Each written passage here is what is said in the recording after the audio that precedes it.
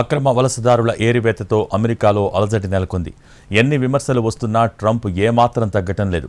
సరైన పత్రాలు లేకుండా దేశంలో ఉన్న వారిని అమెరికా అధికారులు వేటాడుతున్నారు. 2 రోజుల్లో 2,000 మందిని అరెస్ట్ చేశారు. మొత్తంగా చూస్తే ఈ వారంలో 3,500 మందిని అదుపులోకి తీసుకున్నారు. మరిన్ని బలగాలను ఈ పనికి కేటాయించడంతో రోజురోజుకు అరెస్టుల సంఖ్య పెరిగే అవకాశం ఉంది. ఇమ్మిగ్రేషన్ అండ్ కస్టమ్స్ ఎన్ఫోర్స్మెంట్ డిపార్ట్మెంట్తో పాటు ఫెడరల్ ఏజెన్సీలకు అదనపు అధికారులు కట్టబెట్టారు ట్రంప్.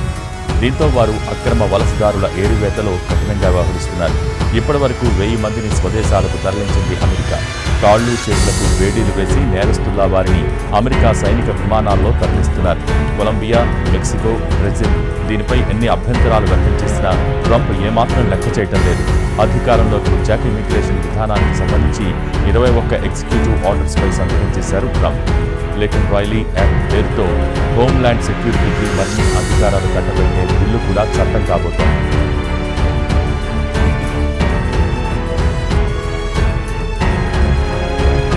చికాగో, న్యూయార్క్, మియామిలపై అధికారులు ముందు ఫోకస్ పెట్టారు. ప్రతి ఇంటిలోనూ సోదాలు చేస్తున్నారు, పత్రాలు పరిశీలిస్తున్నారు.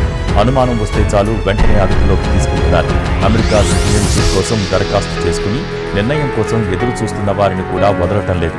ఇటు మెక్సికో సరిహద్దుకు మరిన్ని ఐసీఈ దళాలను తరలించారు.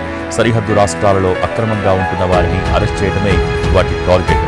గురుద్వారాల్లోని ఐసీఈ అధికారులు తనిఖీలు చేయడంపై సిక్కు సంస్థలు మండిపడుతున్నాయి. మత విశ్వాసాలను దెబ్బతీస్తున్నారని ఆరోపిస్తున్నాయి. అయితే ఎలాంటి పత్రాలు లేకుండా ఉన్న పలువురు గురుద్వారాల్లో తలదాచుకున్నట్టు అనుమానం రావడంతోనే సోదాలు చేశామని అధికారులు చెబుతున్నారు.